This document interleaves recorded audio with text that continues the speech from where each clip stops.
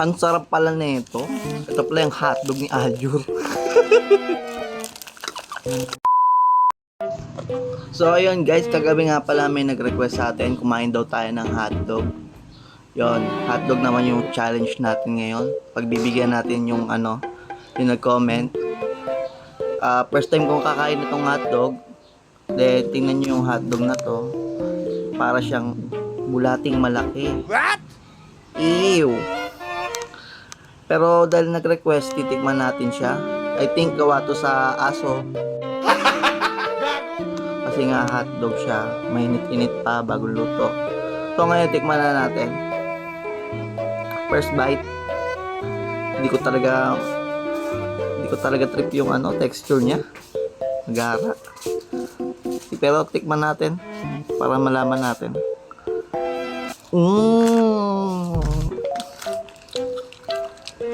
Para siya talagang aso. Yan nga.